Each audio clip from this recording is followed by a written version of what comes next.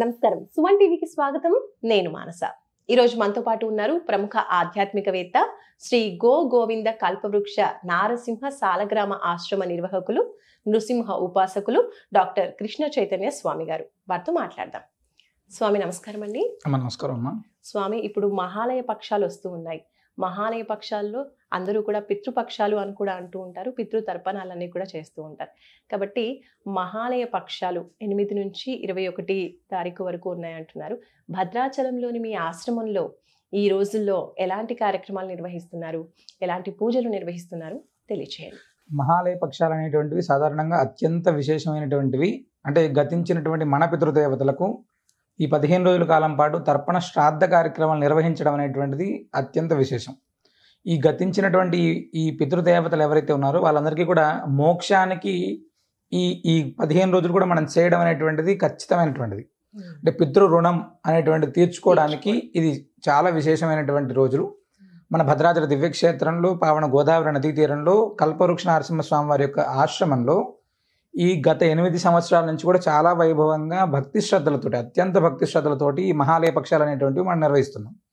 ఈ సంవత్సరం కూడా చాలా విశేషంగా, అంటే మొదటగా ప్రారంభమయ్యేటువంటిది అక్కడ గోపూజతోటి. గోపూజ ప్రారంభం, ఫస్ట్ గోపూజ.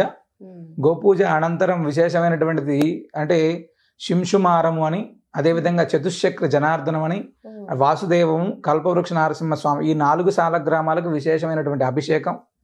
అనంతరం అనేక రకాలైనటువంటి పితృదోషాలన్నీ కూడా తొలగిపోవడానికి మహానారాయణ హోమం, మహారుద్ర హోమం ఇవి నిర్వహించిన తర్వాత పావన గోదావరి నదీ తీరంలో విశేషంగా మహాలయ తర్పణము, మహాలయ శ్రాద్ధం నిర్వహించి అనంతరం మన ఆశ్రమంలోని నిత్య అన్నప్రసాదం ఉంటుందము. అన్నప్రసాద వితరణ. సాయంత్రం వచ్చేటప్పటికి శ్రీమద్ భాగవత పారాయణాన్ని, అదేవిధంగా వేద పారాయణాన్ని నిర్వహిస్తున్నాం. వీటన్నిటితో పాటుగా గరుకు స్తంభం, అంటే పితృదేవతల ప్రీతిగా గరుకు స్తంభానికి విశేషమైనటువంటి పూజ అంటే ఎవరైనా ప్రత్యేకంగా వేసుకోవాలి గరుకు స్తంభాన్ని అనుకునేటువంటి వాళ్ళు వేసుకోవడానికి అవకాశాన్ని ఇస్తున్నాం. అదేవిధంగా అంత ప్రత్యేకంగా మేము ఒక్కరమే వేసుకోలేము అనుకునేటువంటి వారికి మాత్రం ఎవరు వచ్చినా కూడా గరుకు స్తంభానికి పూజ చేసుకోవడానికి విశేషమైనటువంటి ఏర్పాటు చేస్తున్నాం. అంటే ఆశ్రమంలో వచ్చేటప్పటికి చాలా భక్తి శ్రద్ధలతోటి 15 రోజుల కాలం పాటు కూడా మహాలయ తర్పణ శ్రాద్ధ కార్యక్రమాలు ప్రత్యక్షంగా లేదా పరోక్షంగా 2 రకాలుగా చేసుకోవడానికి అవకాశాన్ని ఇక్కడ ఏర్పాటు చేస్తున్నాం అమ్మా. గురుగారు, ప్రత్యక్షంగా అంటే భద్రాచలం వచ్చి పూజ చేసుకునే వాళ్ళు ఉన్నారు, కానీ రాలేని వాళ్ళ పరిస్థితి ఏంటి? ఇప్పుడు విదేశాల్లో ఉంటారు, లేదంటే భద్రాచలం నుంచి చాలా దూరం ఉన్న వాళ్ళు ఉంటారు. మన వీడియో చూసి వాళ్ళు కూడా తమ పితృదేవతలకి తర్పణాలు చేయించుకోవాలి అనుకున్న వాళ్ళు, తర్పణాలు వదలాలి అనుకున్న వాళ్ళకి ఏంటి పరిష్కారం?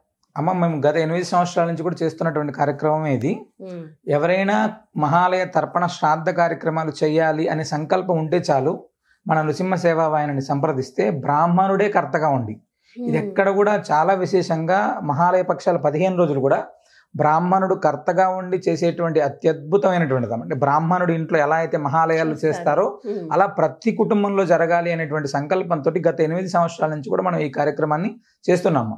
దూర ప్రాంతాల్లో ఉండేటువంటి వాళ్ళు కావచ్చు, లేకపోతే చెయ్యాలనేటువంటి సంకల్పం ఇది ఉంటే విదేశాల్లో ఉన్నటువంటి వాళ్ళు కావచ్చు, ఎక్కడ ఉన్నటువంటి వాళ్ళైనా సంప్రదిస్తే చాలు, మనల్ని సంప్రదిస్తే బ్రాహ్మణుడు కర్తగా ఉండి ఆ 15 రోజులు కూడా గతించినటువంటి మీ పితృదేవతల ప్రీతిగా తర్పణ శ్రాద్ధ కార్యక్రమాలు, నారాయణ హోమం ఇవన్నీ కూడా జరుగుతాయమ్మా. గురుగారు, మేము ఒక విషయం విన్నాము, మీరు చాలా మందికి అంటే మీరే కర్తగా ఉండి స్వయంగా నిష్ఠగా ఈ సార్థ కర్మలన్నీ కూడా మీరు దగ్గరుండి చేయించారని కూడా విన్నాం చాలా మందికి కూడా. ఆ విషయాల గురించి అయితే ఇక్కడ విషయం ఏంటంటే చాలా మందికి ఆడపిల్లలు ఉండి వాళ్ళ తల్లిదండ్రులకు చేయాలి అనేటువంటి సంకల్పం చాలా మందికి ఉంటుంది, తపన ఉంటుంది చేయాలి. అలాంటి చేయలేకపోతే చాలా మంది బాధపడుతూ, అంటే వాళ్ళ తరపున చేయాలి అనేటువంటి సంకల్పం ఉన్నా కూడా మహాలయం తర్పణం చేయలేకపోతున్నాం, శ్రాద్ధం చేయలేకపోతున్నాం అనేటువంటి వాళ్ళందరూ కూడా అలాంటి మాకు చాలా ఎదురయ్యాయి. కాబట్టి ఈ యొక్క నిర్ణయం తీసుకొని అంటే ఆడపిల్లలు ఎవరైతే ఉన్నారో వాళ్ళు చేయలేక ఇబ్బంది పడుతున్నారో వాళ్ళందరికీ కూడా పెద్ద కొడుకుగా మేము ఉండి మహాలయ తర్పణము శ్రాద్ధ కార్యక్రమాన్ని మనం బ్రాహ్మణుని కర్తగా ఏర్పాటు చేసి చేస్తున్నాము.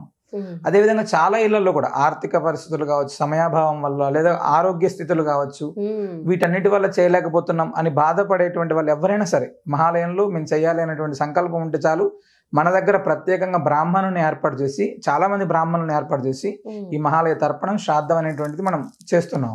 ఇది చాలా విశేషమైనటువంటిది, వరాహ పురాణంలో కూడా ఉంటుంది. దీనికోసం ప్రత్యేకంగా ఇలా చేస్తే ఇంకా విశేషం అయినటువంటి ఫలితం కూడా ఉంటుంది. గురుగారు, కొంతమందికి పితృదోషాలు ఉంటాయి కదండి. ఈ మధ్యన ఈ విషయాలు చాలా ఎక్కువగా పితృదోషాల గురించి మాట్లాడుకుంటున్నాం కాబట్టి, పితృదోషం ఉన్నవాళ్ళు ఖచ్చితంగా ఈ మహాలయ పక్షాల్లో ఈ పూజ చేయించుకోవాలి, లేదంటే ఈ విధి విధానం పాటించాలి అంటే ఏదైనా ఉందంటారా? అంటే సాధారణంగా పితృదోషాల ప్రభావం అనేటువంటిది మన ఇళ్లలో అంటే దుర్మరణాలు పాలవుతాను, ఆత్మహత్యలు చేసుకోవడం వలన, లేదా వారికి సంబంధించినటువంటి పితృకర్మలు అనేటువంటి సరిగ్గా నిర్వహించకపోవడం వలన, ఇవన్నీ కూడా మనం వింటున్నాం. అంటే పితృదోషాల ప్రభావం అనేటువంటిది ఎప్పుడైతే కుటుంబంలో ఉంటుందో ఆటోమేటిక్గా ఆ కుటుంబం యొక్క ఉన్నతి తగ్గుతుంది, ఆర్థిక స్థిరత్వం ఉండదు, లేదా వివాహంలోనూ సంతానంలోనూ ఇలాంటి రకాలైనటువంటి వివిధ రకాలైనటువంటి ఇబ్బందులు అనేటువంటివి మనకు కొనసాగుతాయి. వాటి వల్ల పితృదోషాలు తొలగించుకోవడానికి వివిధ రకాలైనటువంటివి. ఫస్ట్ మనందరం కూడా పితృదోషాలు తొలగిపోవడానికి 1 సంవత్సరంలో శ్రాద్ధం పెట్టి వదిలేస్తే పితృదోషం పోతుంది అనుకోవడం తప్పమ్మ. ఫస్ట్ మహాలయం అనేటువంటిది మనకు ఉండేటువంటి ఒక భాగ్యం, పితృ రుణం తీర్చుకోవడానికి 15 రోజులు కూడా వారి కోసం ప్రత్యేకంగా కేటాయించబడినటువంటి రోజులు. మహాలయ పక్షాలలో మనం 15 రోజులు తర్పణ శ్రాద్ధ కార్యక్రమాలు చేసుకోవడం ఒక ఎత్తు అయితే, ఈ పితృదోషాలు తొలగిపోవడానికి ఫస్ట్ గోపూజ, గరుగు స్తంభం వేసుకోవడం, అదేవిధంగా మహానారాయణ మహారుద్ర హోమాలు, ఇవన్నీ విశేషం. శింషుమార్ మన దగ్గర ఉండేటువంటి చతుశ్చక్ర జనార్దన సాలగ్రామానికి అభిషేకం, అదేవిధంగా భాగవత పారాయణం, ఇవన్నీ కూడా పితృదోష నివృత్తికి అత్యద్భుతంగా ఉపయోగపడేటువంటి సాధనాలమ్మ. అంటే మనందరం కూడా ఒకసారి చేస్తే పోతుందంటే, ఈ పితృదోషాలు అనేటువంటివి తగ్గాలి అనుకున్నప్పుడు ప్రతి సంవత్సరం తర్పణ శ్రాద్ధ కార్యక్రమాలు అనేటువంటివి మన ఇంట్లో జరగాలి. మనం 1 సంవత్సరం గయకి వెళ్ళాము, గయలో శ్రాద్ధం పెట్టొచ్చాము, మన పితృదోషాలు తొలగిపోతాయంటే అది అబద్ధం, అది అస్సలు జరగని పని. గయలోకి పెట్టు, కాశీలో పెట్టు, ప్రయాగరాజులో పెట్టు, ఎక్కడ పెట్టినా కూడా ప్రతి సంవత్సరం కూడా మహాలయ తర్పణ శ్రాద్ధ కార్యక్రమాలు అనేటువంటివి ఖచ్చితంగా చేసుకోవాలి. వారు గతించినటువంటి తిథి చేసుకుంటే మంచిది. అలా చేయని పక్షంలో మహాలయ పక్షాలు 15 రోజులు కూడా ఖచ్చితంగా చేసుకుంటే చాలా విశేషం. గురుగారు, మరి ఇప్పుడు చనిపోయిన వారి తిథి మనకు తెలియదు అనుకోండి, అలాంటప్పుడు మరి ఈ 15 రోజుల్లో ఏ రోజు చేసుకోవాలి, వాళ్ళకి తర్పణాలు ఏ రోజు వదలాలంటారు? మహాలయ పక్షాలు అనేటువంటివి 15 రోజుల్లో ఎప్పుడైనా చేసుకోవచ్చు. ఒకటి ఫస్ట్ ఎప్పుడైనా పర్వాలేదు. అదేం తెలియనప్పుడు మహాలయ అమావాస్య రోజు ఎవరైతే తిథి తెలియనప్పుడు మహాలయ అమావాస్య రోజు తర్పణ శ్రాద్ధం చేసుకోవడం అనేటువంటిది చాలా విశేషం అమ్మ. మరి గురుగారు, కొంతమంది చెప్తూ ఉంటారు, అంటే తండ్రి తరపున వాళ్ళ నుంచే పితృదోషాలు వస్తూ ఉంటాయని కొంతమంది అంటూ ఉంటారు. తల్లి తరఫు నుంచి వాళ్ళు చనిపోయినప్పుడు కూడా ఈ పితృదోషాలు వస్తాయంటారు, ఇది నిజమే అంటారా? అంటే సాధారణంగా మన శాస్త్రం ఏం చెప్తా అంటే, తండ్రి తరపున 7 తరాలు, తల్లి తరపున 5 తరాలు అని చెప్తారమ్మా. 5 తరాలు. వీళ్ళ ఇళ్ళలో అంటే దుర్మరణాలు లేకోకుండా, ఇవన్నీ లేకుండా చూసుకోవడం అనేటువంటిది మంచిది. అలా ఏమైనా ఉంటే కూడా ఈ మహాలయ పక్షాల్లో, అందుకనే మనకు 33 మందికి ఈ మహాలయ పక్షాల్లో తర్పణ శ్రాద్ధ కార్యక్రమం చేసుకోవడానికి అవకాశం ఉంటుందమ్మా. అలా చేసుకోవడం ద్వారా మనకు ఉండేటువంటి ఏదైనా దోషాలు ఉంటే తప్పకుండా తొలగిపోతాయి. గురుగారు, ఈ పితృ తర్పణాలు అనేవి గోదావరి ఒడ్డున చేస్తే గనక ఎలాంటి ఫలితం ఉంటుందంటారు? మనందరం కూడా చాలా విశేషంగా గంగా నదికి ప్రాధాన్యం ఇస్తాం అమ్మా సాధారణంగా. అయితే దక్షిణ గంగా అని గోదావరికి పేరు. అదేవిధంగా విశేషమైనటువంటి భద్రాచల దివ్యక్షేత్రం, దానికి దక్షిణ అయోధ్య అని పేరు. రామచంద్రమూర్తి వెలిసినటువంటి ప్రాంతం అది. గోదావరి నది జీవనది, చాలా విశేషమైనటువంటిది అది. ఫస్ట్ ఆ నదీ తీరంలో చేసేటువంటి వాడికి అంటే జీవన్ముక్తి అనేటువంటిది ఖచ్చితంగా కలుగుతుంది. అంటే అక్కడ చేసేటువంటి తర్పణ శ్రాద్ధ కార్యక్రమం అనేటువంటిది అత్యంత విశేషం. దానికి విరజా నది అని పేరమ్మ. గోదావరిని విరజాతో రామదాస్ గారు పోలుస్తారు. అంత విశేషమైనటువంటిది కాబట్టి దక్షిణ గంగలో చేసేటువంటి తర్పణ శ్రాద్ధం అనేటువంటిది చాలా విశేషమైనటువంటి పుణ్యం. అదేవిధంగా మన యొక్క పితృదేవతలు, గతించినటువంటి పితృదేవతలు కూడా సంతృప్తి చెందడానికి ఎక్కువ అవకాశం ఉంటుందమ్మా. గురుగారు, మరి ఈ 15 రోజులు కూడా ఈ పితృపక్షాలలో ఇంకా ఆశ్రమం తరఫున చేస్తున్న పూజా కార్యక్రమాలన్నీ కూడా తెలియజేశారు. మరి ఈ కార్యక్రమాల్లో తాము కూడా పాలు పంచుకోవాలి, తాము కూడా తమ పితృదోషాలకు సంబంధించి కావచ్చు, పితృదేవతలకి సంబంధించిన కార్యక్రమాలు నిర్వహించుకోవాలి అంటే ఎలా సంప్రదించాలనేది ఒకసారి మళ్ళీ చెప్పండి. తప్పకుండా అమ్మా.